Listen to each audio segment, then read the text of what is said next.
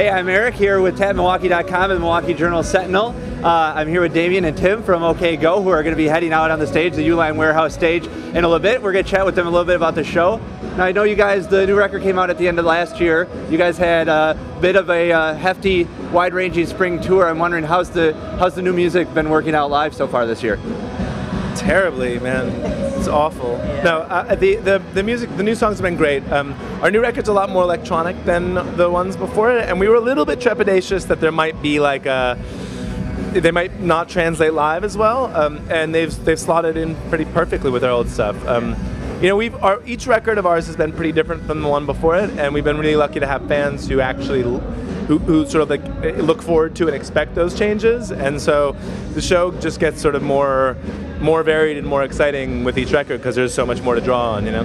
Anything specifically surprised you about any of the songs between record and getting them onto stage? Yeah, I'm trying to think. We have a song called "Obsession" on our record that it's definitely a rock song on the record, but playing it live, there's something about it that like transcends, I feel like, maybe even what we did on the recording a little bit, you know? Yeah, well, with the recording of that song, we were going for a very kind of like clean, sharp sound, and live we're playing that much more ruckusly, and it's fun. So Summerfest, obviously a big festival. I know you guys are just playing a couple of them this summer. Anything that you how do you change, if at all, to show up from a theater show to a setting like out on the lake here?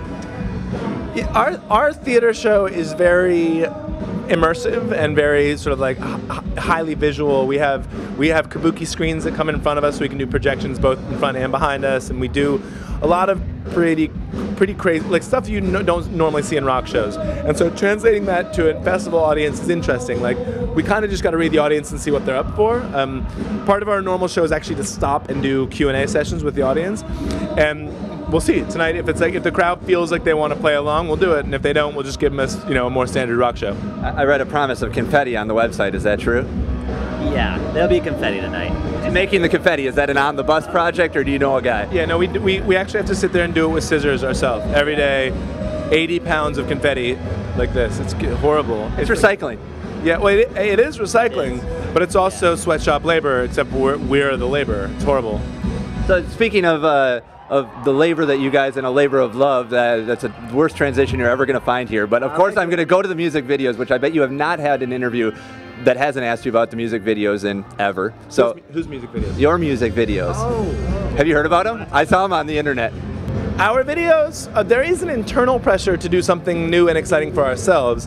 In this, it's just not, it wouldn't be fun to repeat ourselves, I don't think. And so naturally our sort of gut instinct is always to be like, we could do something a little more elaborate than the last one. Like, they keep on getting a little crazier, but that has less to do with any kind of external pressure, because it's more about keeping ourselves amused than it is trying to like top ourselves, you know? Yeah. At the risk of asking you like what your favorite child is, do you have a favorite in yours? My personal favorite is the Muppet show theme video. I think it's the best. Yeah. I'm even wearing I didn't realize I was wearing my Dr. Teeth shirt today until I was driving down.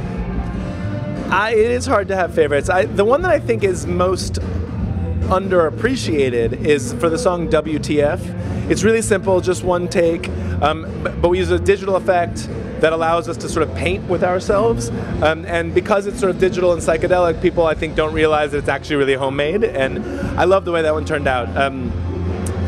You got one? I mean, I was gonna say that doing a video with the Muppets, I mean, that was a big dream come true. I mean, it was a different type of video than what we normally do, but getting to work with the Muppets was just awesome, So, final question, I heard coming into this, I wasn't at the show, that you have literally broken a leg on stage here in Wisconsin. No, so speaking of pressure to top yourselves, how do you do that tonight? Well, it was actually just a foot that I broke, and so the leg can work tonight. Right. So I'm going to go for, one of the larger bones in my leg, I think. I mean, it's hard to say, but I feel like an ankle is just kind of a ratcheting up from where I already was. So maybe we'll go for like full mutilation.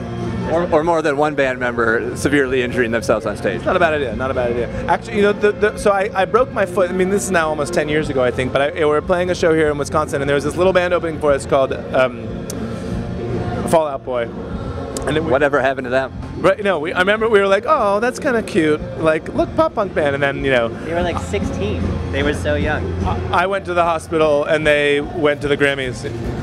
Awesome. Well, thanks guys for your time. Good luck on the show tonight, and we're looking forward to seeing it. Thanks. Thank you.